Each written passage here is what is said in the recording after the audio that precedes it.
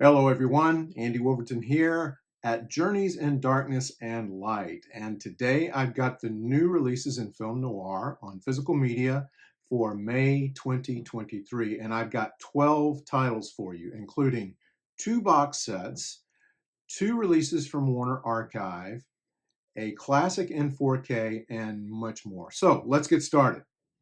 The first of the box sets I've mentioned is going to come to us on May the 2nd from Kino Lorber.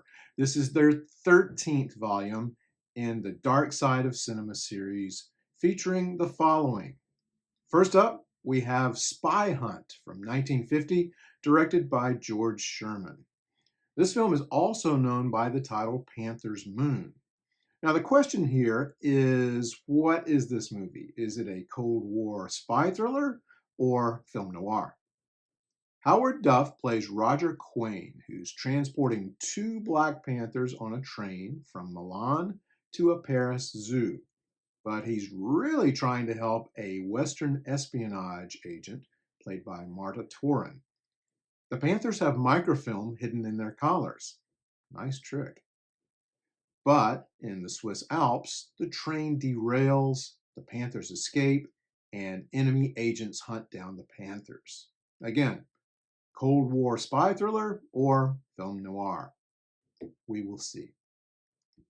Next, The Night Runner from 1957, directed by Abner Bieberman. The bad news for Roy Turner is that he's a patient at a psychiatric institution. The worst news? Due to overcrowding, Roy is released before he can be fully treated. Hate when that happens. Drifting to a small coastal town, Roy meets and falls for a girl named Susan. Don't they look nice? Yet Susan is unaware of Roy's condition. And Susan's father discovers what makes Roy tick and tries to get him out of his daughter's life. And there's a crime. Danton gives a really good performance in this one. And we close out the set with Step Down to Terror from 1958, also known as The Silent Stranger, directed by Harry Keller. Charles Drake plays Johnny Walters, a serial killer of elderly widows. And if that bicycle is any indication, I don't want to see what the widows look like after he's worked them over.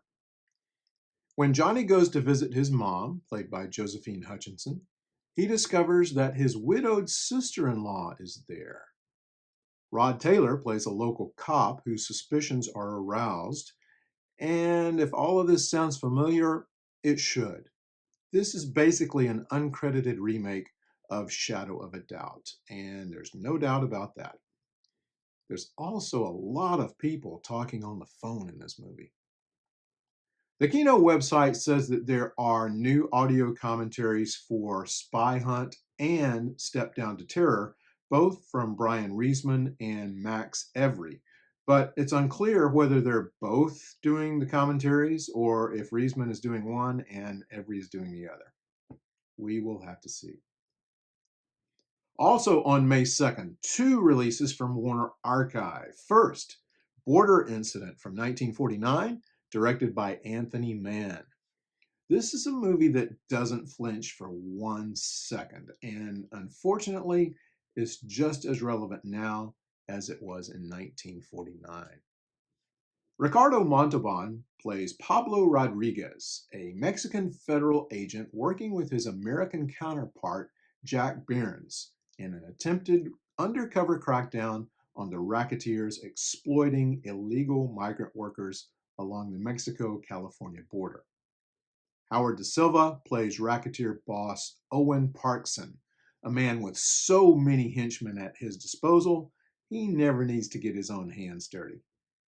Parkson's main hatchet man is Jeff Amboy, played by Charles McGraw, who understands that Parkson calls the shots in this organization, but things could easily change. While Rodriguez poses as an illegal, Byrnes follows close by, waiting for enough evidence to nab Parkson. Only things don't go as planned. Border Incident is one of several collaborations between director Anthony Mann and cinematographer John Alton, and the results are stunning. Although the film departs from the normal noir backdrop of a city, Alton's shots create just as much dread and despair as if we were in darkened alleys and backroom dives. Mann and Alton used McGraw previously as a brutal killer in T-Men from 1947, and they know how to make him just as deadly, or maybe more so, here, with one of the most brutal executions in film noir. This film is a stunner. Now, there are no extras, but it doesn't matter. I highly recommend this disc. Please pick this one up. You will not regret it. Also coming to us from Warner Archive, Clash by Night from 1952, directed by Fritz Lang. Also available on May the 2nd. When you've been away for many years, it's hard to come back to your hometown, as May Doyle learns when she returns to the fishing village where she grew up. She meets a fisherman named Jerry, marries him, and things are very ordinary. Until Jerry introduces May to his friend Earl, and things start to heat up. Clash by Night contains at least as much drama as Noir, probably more. Based on a play by Clifford Odets, the film also includes Marilyn Monroe, J. Carrol Naish, and more. I have the film on DVD, and I own the Warner Noir box set volume 2 from 2005, so if you have that set, you already have this film. Me, I'm content with the DVD, but if you want an upgrade, this is definitely the time to do it. The DVD has a commentary track by Peter Bogdanovich with Fritz Lang, so let's hope that they port that over. Speaking of Peter Bogdanovich, on May the 16th, we'll get a Criterion release of Bogdanovich's 1968 film Targets, featuring Boris Karloff. Now, I discussed this one in my June 2022 video at about the 17.5-minute mark. It's not a film noir, but it's an important film that's still very relevant today. Check out that June 2022 video for more information. Now, this was supposed to be a BFI release, which never happened, but the Criterion release features several archival extras, including a 2003 introduction and commentary by Bogdanovich, an interview with production designer Polly Platt, and there's a new interview with filmmaker Richard Linklater, plus an essay by critic Adam Naiman, and excerpts from a Bogdanovich interview taken from an Eric Sherman and Martin Rubin book from 1970 called The Director's Event, Interviews with 5 American Filmmakers. The Australian label Imprint has pushed back the release of their Essential Film Noir 4 collection to May the 10th. You can find more information on that set in my April 2023 video. That appears just a bit before the 10-minute mark. Also on May 16th comes a Robert Aldrich film coming to Blu-ray for the first time. Hustle from 1975, starring Burt Reynolds and Catherine Deneuve. This is coming to us from Kino Lorber. Reynolds plays an LA cop named Phil Gaines, who is a man who'd rather be living either in the 1930s or Europe or both with his prostitute girlfriend Nicole, played by Deneuve. When the body of a local hooker is found, the authorities claim it was suicide, but Phil's partner Lewis, played by Paul Winfield, thinks otherwise. Will Phil be on his partner's side? Things get very complicated, but the film boasts a great cast, including Ben Johnson, Eddie Albert, Ernest Borgnine, Catherine Bach, and more. Now, the film's ending at the time threw audiences for a loop, and I won't tell you any more about it other than that ending, and being a fairly slow-moving dark script, resulted in a box office failure. But it's certainly time to re-examine this film.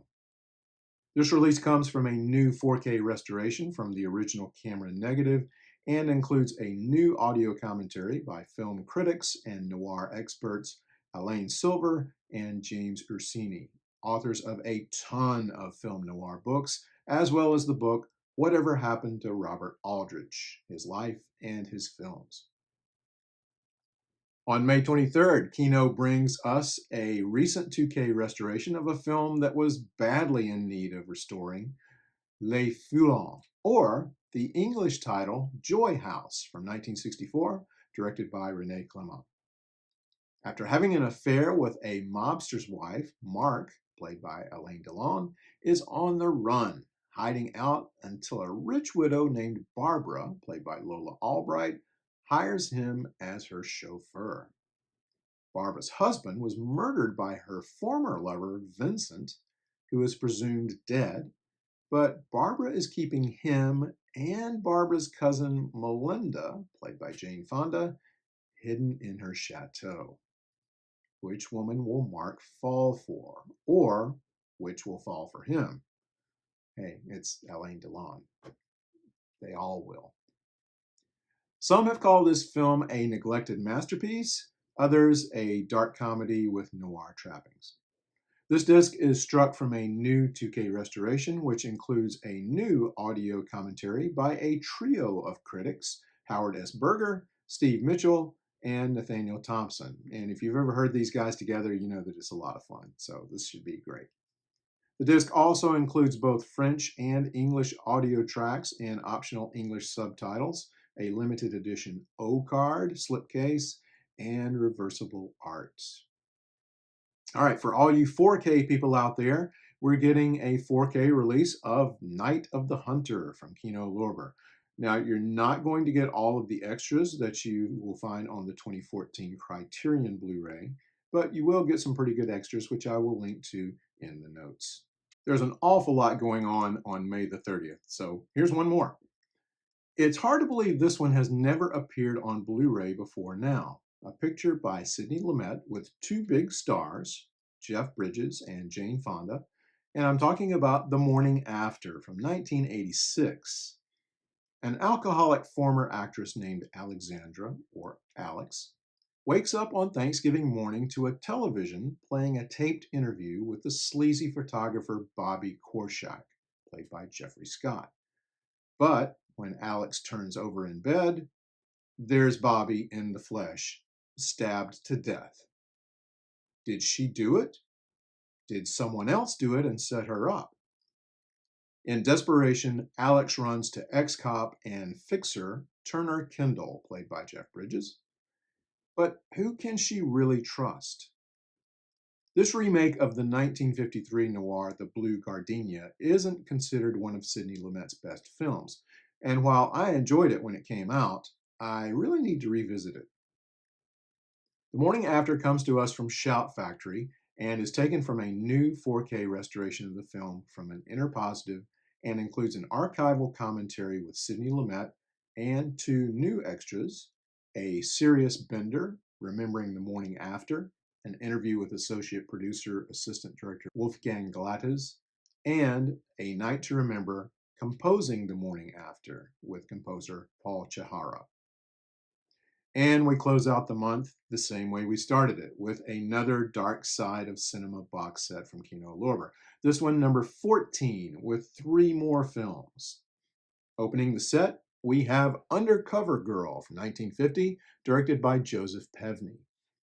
Alexis Smith plays Chris Miller, police trainee whose father, a New York City cop, was murdered by a man named Reed Menig, played by Gerald Moore, the head of a Los Angeles drug ring.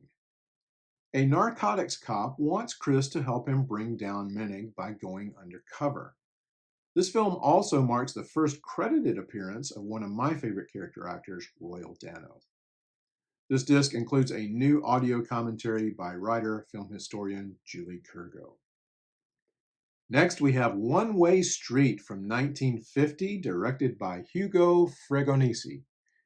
It features a terrific cast, including James Mason as Dr. Frank Matson, doctor for a ring of mobsters led by John Wheeler, played by Dan Duryea. Dr. Matson gets the brilliant idea of stealing $200,000 of Wheeler's money and taking the money and Wheeler's girl, Laura, played by Marta Torres, to Mexico. What could go wrong, right? Not only do you have Dan Duryea on your trail, You also have William Conrad and Jack Elam. This one features a new audio commentary with author, film historian Lee Gambin and costume historian Alyssa Rose. And we close out the set with Appointment with a Shadow from 1957, directed by Richard Carlson. Paul Baxter is an alcoholic journalist, but his girlfriend Penny is going to help him get his career back on track. Penny's brother Spence, played by Brian Keith, is a cop who's all set to nail a local criminal named Dutch. If he can just stay sober, Paul can get the scoop and his old job back. This film is not to be confused with another Kino release, The Midnight Story, whose UK title was Appointment with a Shadow. This release includes a new audio commentary by film historian David Del Valle and filmmaker David DeCouteau. Okay, that ought to keep you busy for a while. Again, if release dates change, I will let you know here and keep you updated on that stuff. And if there's anything that I've missed, please let me know. Everybody stay safe, take care, and watch some great film noir. I'll see you again soon.